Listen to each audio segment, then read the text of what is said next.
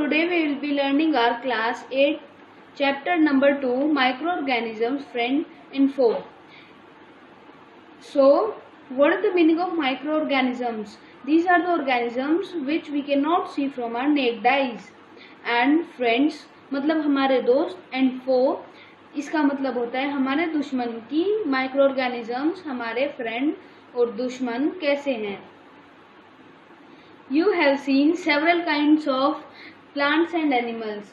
आप सब लोगों ने बहुत सारे तरह के एनिमल्स यानी कि जानवर और पेड़ पौधे यानी कि प्लांट्स देखे होंगे. However, फिर भी there are other living organisms around us. लेकिन इसके बावजूद भी कुछ लिविंग ऑर्गेनिजम्स हमारे आसपास रहते हैं which we normally cannot see. जिन्हें हम नॉर्मल आंखों से नहीं देख सकते यानी कि हमें उनको देखने के लिए कुछ इंस्ट्रूमेंट चाहिए होता है जिसका नाम है microscope.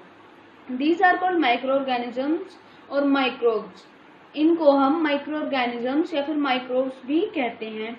For example you might have observed that during the rainy season most bread gate spoiled and its surface get covered with greyish white patches.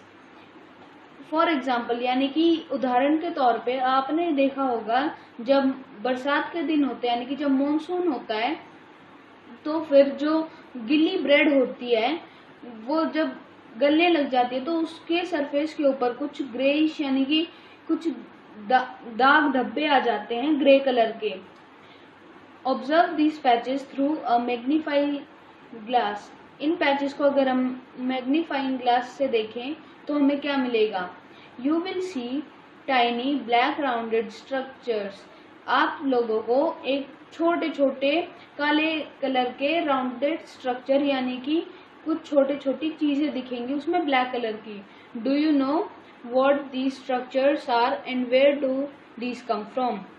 क्या आपको पता है कि ये स्ट्रक्चर्स क्या हैं और ये हमें कहाँ से मिलते हैं यानी कि वो कहाँ से आते हैं. 2.1 माइक्रो ऑर्गेनिजम्स. अब हम माइक्रो ऑर्गेनिजम्स के बारे में पढ़ेंगे.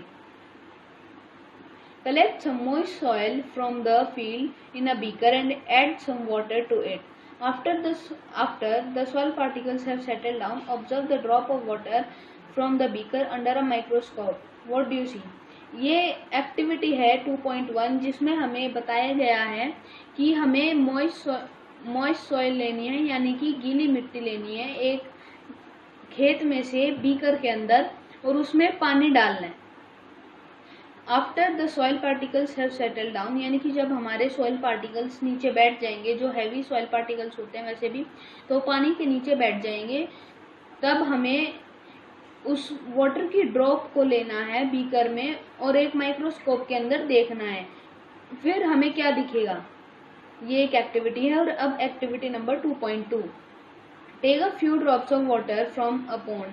हमें एक पॉन्ड से कुछ पानी की बूंदें लेनी है. Spread on the glass of slide and observe through a microscope. उसे एक ग्लास स्लाइड के ऊपर रखो यानी कि एक ट्रे होती है ग्लास की जिसको हम माइक्रोस्कोप में लगाकर देखते हैं. उस पे वो पॉन्ड का वाटर डाल लो और माइक्रोस्कोप में देखो. अब मैं आपको बताता हूँ कि 2.1 में हमें क्या देखने को मिलेगा. हमें यहाँ पर बैक्टीरिया देखने को मिलेंगे और इसमें हमें अमीबा या पेरिमीशियम जैसे एनिमल्स देखने के लिए मिलेंगे. इनके बारे में हम आगे पढ़ेंगे. Do you find tiny organism moving around. क्या आपको छोटे छोटे ऑर्गेनिजम्स यानी कि जीवाणु दिखे जो इधर उधर चल रहे थे. These observations show that water and soil are full of tiny micro organisms. ये हमें दिखाता है कि वाटर और सॉइल के अंदर छोटे छोटे से माइक्रो ऑर्गेनिजम्स होते हैं. दो not all of them fall into the category of microbes. लेकिन फिर भी उनमें से कुछ माइक्रोब्स की कैटेगरी में नहीं आते. These micro organisms of microbes are so small in size. अब ये जो माइक्रो ऑर्गेनिज्म या फिर माइक्रोब्स जो होते हैं वो बहुत ही स्मॉल साइज के होते हैं that they can not be seen with unaided eye यानी कि हम उन्हें नंगी आंखों से नहीं देख सकते. हमें माइक्रोस्कोप या किसी और इंस्ट्रूमेंट की जैसे मैग्नीफाइंग ग्लास की बहुत ज़रूरत पड़ती है. Some of these such as fungus that grows on bread. यहाँ हमने पढ़ा था कि इस ब्रेड में क्या होगा, यहाँ पर फंगस है, क्या है, फंगस लगी होती है उसमें। Can be seen with a magnifying glass, fungus इतनी बड़ी होती है कि हम उसको एक सिंपल मैग्नीफाइंग ग्लास से देख सकते हैं। Other can not be scene without the help of a microscope, और जो बाकियों के जो माइक्रो ऑर्गेनिजम्स हैं वो बिना माइक्रोस्कोप की हेल्प के नहीं देखे जा सकते। That is why these are called micro organisms और माइक्रोब्स, इसी वजह से इनको माइक्रो ऑर्गेनिजम्स और माइक्रोब्स बोला जाता है। Micro organisms are classified into 4 major groups. अब जो माइक्रो ऑर्गेनिजम्स हैं इनके भी 4 मेजर ग्रुप्स हैं, जिन जिन ग्रुप्स में होते हैं। These groups are bacteria, fungi, protozoa and some algae. और कुछ इनमें है बैक्टीरिया, एक ग्रुप है बैक्टीरिया, फिर है फंगी, फिर है प्रोटोजोआ और एल्गी। बैक्टीरिया हमें वाटर में मिल सकता है, सॉइल में मिल सकता है। फंगी ब्रेड के ऊपर लगती है, अगर हम किसी भी तरह से उसके बीच का, जैसे किसी भी खाने के ऊपर कोई पानी वगैरह या कुछ दिन उसको ओपन छोड़ दे तो फंगी आ जाती है। अगर हम उसको पहले ही कंज्यूम कर लें तो फिर फंगी नहीं लगती।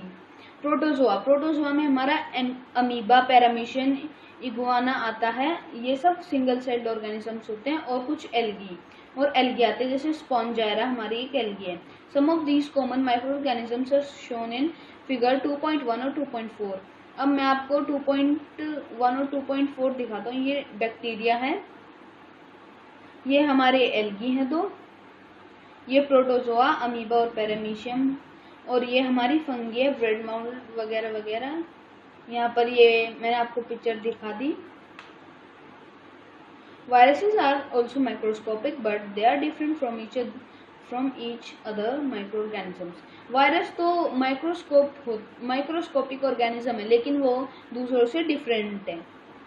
हाउएवर क्योंकि reproduce only inside the cells of the host organisms, यानी कि जो वायरस है वो होस्ट ऑर्गेनिजम्स के अंदर जाकर ही रिप्रोड्यूस करता है, यानी कि वो बढ़ता है, वरना वो नहीं बढ़ता। बाहर जैसे एयर में हो वायरस तो वो नहीं बढ़ता, उसको एक होस्ट मशीनरी चाहिए, जैसे एक ह्यूमन हो गया, कोई एनिमल हो गया, which may be a bacterium, a plant or animal. क्या पता वो एक बैक्टीरिया मिल जाए, उसे कोई प्लांट मिल जाए, या कोई एनिमल मिल जाए, या फिर कोई ह्यूमन मिल जाए। जैसे हमें भी कई बार वायरल फ्लू हो जाता है, कभी हमारे खांसी जुकाम, वो सब इसी वायरस की वजह से होता है, क्योंकि वो हमारे अंदर एंटर करके वो रिप्रोड्यूस करने लगता है, बढ़ने लगता है। उसी को रोकने के लिए हमारे अंदर WBC सेल्स होते हैं, यानी कि वाइट ब्लड सेल्स होते हैं। Common elements like cold flu, influenza जिसको हम फ्लू भी कहते हैं, and most colds are caused by virus. जैसे कि कुछ इजी से है ये, जैसे कि जो हमें अक्सर होते रहते हैं, जैसे कोल्ड, और ज़्यादातर जो खांसी वगैरह हमें फ्लू होता रहता है, यानी कि वायरल बुखार होता रहता है, ये सब वायरस की वजह से होते हैं। Serious diseases like polio and chicken pox are also caused by virus. जो बिल्कुल सीरियस डिजीज होती है, यानी कि जो बहुत खतरनाक डिजीज होती है हमारे बॉडी के लिए, जैसे पोलियो, चिकन पॉक्स, ये भी वायरस से होती हैं। Diseases like dysentery and malarias are caused by protozoa। Protozoa से हमें डायसेंट्री और मलेरिया नाम की बीमारी होती है, यानी कि ये अगर गलती से भी अमीबा और पैरामीशियम हमारे अंदर एंटर कर जाए, यानी कि कोई भी प्रोटोजोआ हमारे अंदर एंटर कर जाए, तो फिर वो जब रिप्रोड्यूस करेगा तो ये बीमारी हो सकती है। Whereas typhoid and tuberculosis are bacterial disease. और जो बैक्टीरिया से होती है वो होती है टाइफाइड और ट्यूबरकुलोसिस, जिसको हम TB भी कहते हैं। टाइफाइड एक बुखार होता है,